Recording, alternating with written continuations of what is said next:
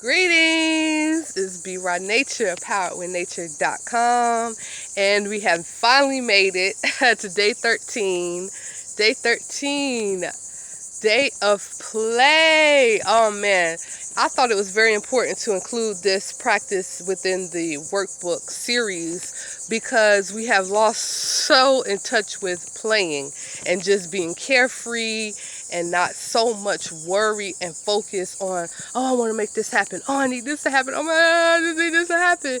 And get back to that childlike state of being where actually all we did all day long was play. And everything worked out for us. We were fed every day, some way, somehow, even if you were in the worst circumstance that there is, if you made it to this point in your physical life and you're able to view this video, somehow you were fed every day, enough to keep you in survival, enough to bring you here to this moment. Shelter, clothes, you were provided everything that you needed enough to survive. Maybe it wasn't the way that you wanted. Maybe you wanted the little new shoes that all the other kids were wearing in school. I know I did, but whatever, I still made it. I still survived, At that time, those were things that I thought that I wanted and needed because that's what everybody else had. But anyway, day of play. So inside of the workbook, I included exercises to incorporate within this day, to just have fun, to laugh, to relax, and to just play around. One of the games that I included is an energy game, and I call it the what if game. And we play the what if game all the time without even realizing it. Now we're just simply going to play the what if game and have more of focused direction with it. Meaning, we play the what if game all the time. A scenario is finna happen, and we always be like, well, what if this happens? Or what if this occurs? And what if, oh my goodness, what if, oh.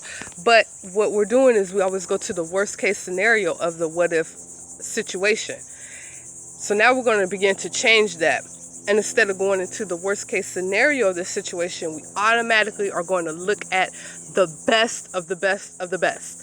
What if all of a sudden I get to the store and boom, there's $1,000 sitting on the ground waiting on me. Something like that. I mean, yeah, that's just a simple one, but kind of stretch your imagination and come up with something even more extravagant than just finding money. Maybe you get a phone call that just shifts your whole entire life, and all of a sudden now you get to do what it is that you always want to do. Play the what if game and come into the habit and the practice of daily going exactly into what it is that you really would want to happen versus what if the worst case scenario is going to happen. Remember that all of this is energy work. All of this is just practicing to reprogram that subconscious mind, because a lot of times, well, not a lot of times, let me scratch that word, because we have been given these programs that just go against who our natural selves are.